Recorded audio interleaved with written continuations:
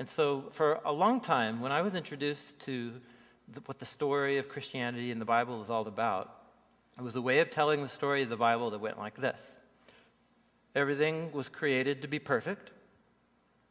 Humans give in to sin and death, and make it all bad and terrible.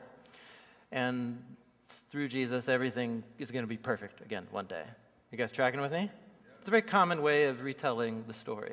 The problem with that retelling of the story is the Bible. Because that's not how the story begins. It doesn't begin perfect. It begins with darkness and disorder and chaos. And out of that state of chaos, God doesn't make something that's perfect. He makes something that is 7 times over called, in Genesis 1, it's called good. And I'm pretty sure good doesn't mean perfect. Good means good, yeah?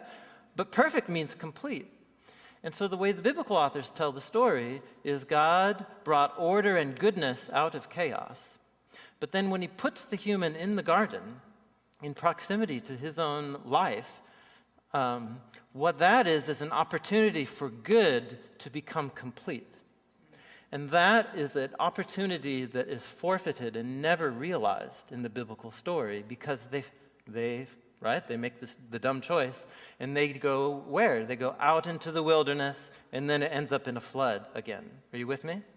So in other words, the resolution to the biblical story, Jesus comes onto the scene not to restore a perfection that was lost, but it's actually to reclaim a future and a destiny that has never been experienced by any human before. Are you tracking with me? And so, what I'm talking about is the overall, how we imagine the story that we're living in.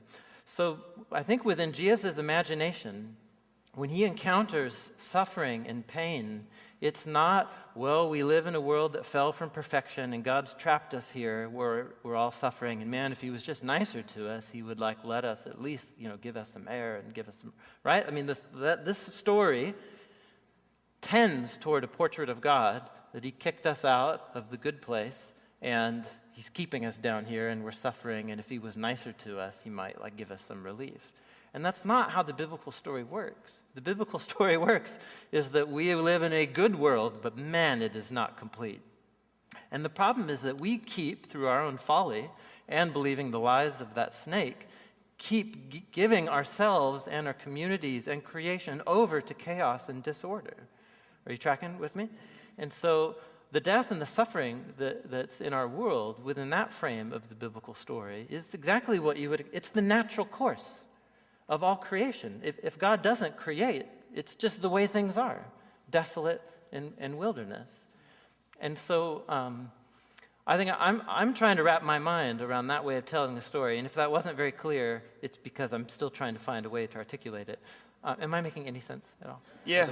Okay, yeah. We're okay. with you. Yeah, totally. But I think the point is that within that way of telling the biblical story, which I think is actually the way it's trying to present itself to us, suffering and death is about God's good creation being dragged back into a state of disorder and chaos.